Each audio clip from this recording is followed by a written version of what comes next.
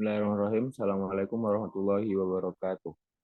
Eh, Pada kesempatan kali ini kami kelompok 6 akan mempresentasikan tentang The Concept of Ali Abdul Halim Mahmud's Quranic Education yang beranggotakan saya sendiri Muhammad Iqbal dengan NIM TG100 2081, kemudian Muhammad Agus G100 2079, Alwi dan juga Tio.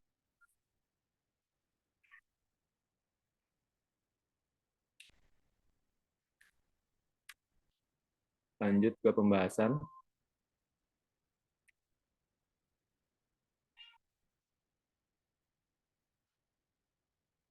Bahasan mengenai biografi Ali Abdul Halim.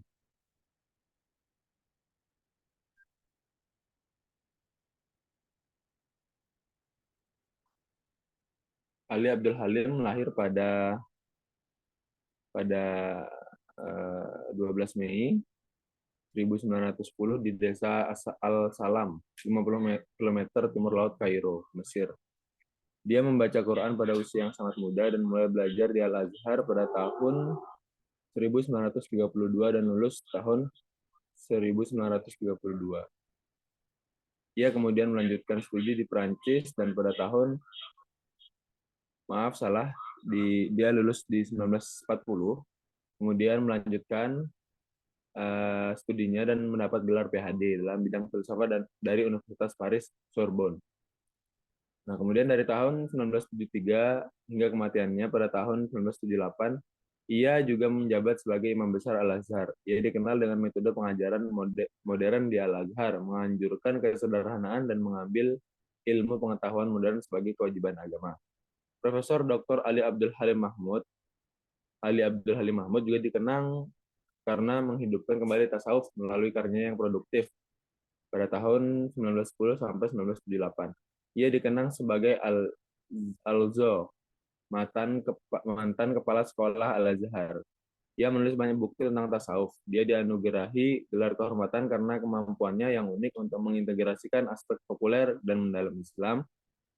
Ia menjadi tokoh berpengaruh pada 1960 sampai 1970-an, dan pada masa Sadat ini Mesir mulai mengalami kebangkitan Islam.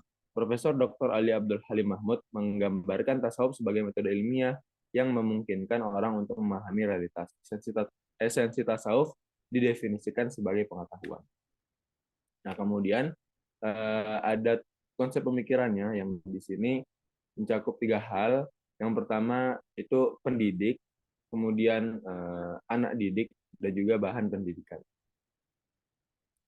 Masuk ke bahan pendidikan.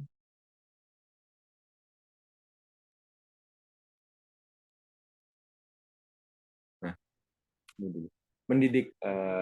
Jadi pendidik itu menurutnya yang paling awal adalah Allah sebagai guru melalui firman-firman-Nya yang telah Dia curahkan di berbagai kitab samawi, termasuk Zabur, Taurat, Injil, dan juga Al-Quran. Gitu.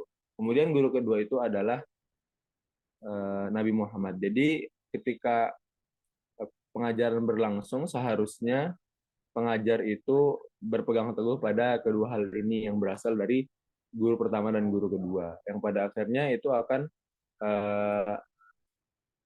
membentuk insan yang, kalau kata Ali Abdul Halim ini, Islam yang sejati begitu.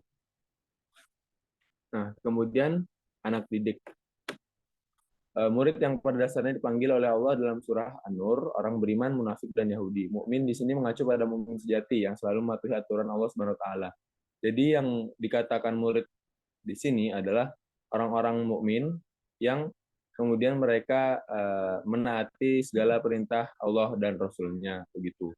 Dan adapun tujuan dari pendidikan ini adalah bagaimana kemudian menjadikan anak didikan itu mampu menaati, istilahnya sami'na wa ata'na, terhadap apa-apa yang menjadi perintah, serta menggunakan akal untuk berpikir. Nah, kemudian bahan pendidikan akan dijelaskan oleh Mas Agus. Baik, selanjutnya bahan pendidikan. Di sini bahan pendidikan yang pertama dan yang paling utama sebagai seorang muslim, pendidikan tauhid. Yang mana pendidikan tauhid ini sangat penting dalam kehidupan. Nah, pendidikan pertama yang terima orang muslim sejati adalah mengakui dan membuktikan bahwa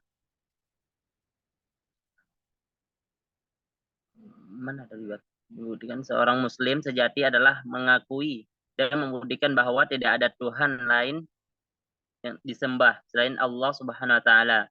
Nabi Muhammad SAW adalah utusan Allah Subhanahu wa taala yang sebenarnya. Yang tujuan akhirnya adalah bahwa esensi hidup untuk beribadah dan menyingkirkan materi dan kebebasan. Nah, yang mana tauhid ini kita meyakini hanya Allah Subhanahu wa taala yang telah menciptakan dunia dan seisinya gitu. Dan kita harus yakin bahwa Nabi Muhammad SAW ialah salah satu utusan Allah Subhanahu wa taala untuk memperbaiki umat-umat manusia yang ada di dunia ini. Baik, selanjutnya ada pendidikan ibadah. Nah, di sini menurut Mahmud Syadhud 2010, ibadah adalah segala bentuk perbuatan baik yang berupa ucapan dan perbuatan dapat digunakan sebagai sarana mendekatkan diri kepada Allah Subhanahu wa taala. Nah, ibadah di sini dia ada beberapa bentuk baik perbuatan, ucapan maupun lisan. Nah, yang mana di sini perbuatan ibadah dengan perbuatan, yaitu contohnya salat.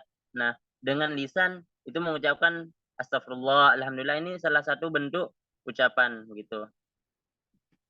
Nah, memuji kebesaran Allah seperti tadi itu mengucapkan Masya Allah, Allahu Akbar tuh salah satu memuji kebesaran Allah Subhanahu wa taala dan mensyukuri segala nikmat beriman kepada pengawasan Allah Subhanahu wa taala dan memelihara hatinya dekat dengannya. Nah, ibadah merupakan semua aktivitas setiap dalam pengawasan Tuhan. Hati selalu menjaga keberadaannya.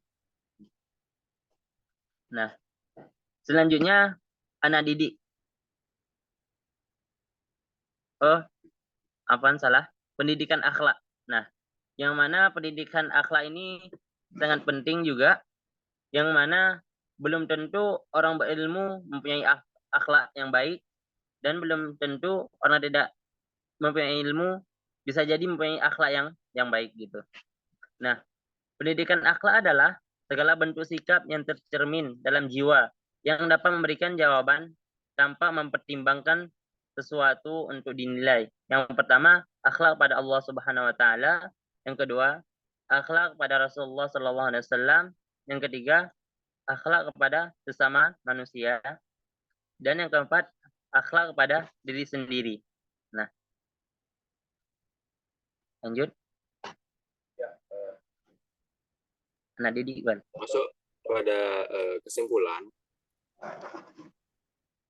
yakni ada beberapa kesimpulan yang bisa kita ambil dari pemaparan tadi. Yang pertama adalah orang Muslim pasti sudah banyak mengetahui syariat Islam, yaitu jika ia berbohong dan menolak hukum-hukum Allah Subhanahu wa taala antara lain, maka menurut hukum syariah ia dianggap sebagai kufur, bahkan sebagian orang menganggapnya kafir dan dari syariat agama Islam.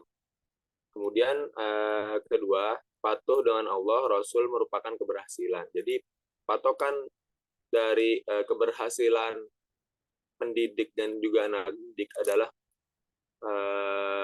patuh dengan segala perintah dan apa yang disunahkan melalui Rasulnya. Kemudian ketiga, ketika Allah Subhanahu Wa Taala dan para Rasul yang memerintahkan melarang, jawaban seorang Muslim sejati adalah bahwa kita mendengar dan menaati. Penelitian pendidikan moral akhlak adalah belajar dengan aturan dan norma yang mengatur tingkah laku orang dalam kehidupan pendidikan. Ya mungkin itu dari kelompok kami. Mungkin untuk pertanyaan bisa ditanyakan nanti entah di grup atau di forum lainnya. Begitu. Mungkin sekian dari kelompok kami. Wassalamualaikum warahmatullahi wabarakatuh. Waalaikumsalam warahmatullahi wabarakatuh.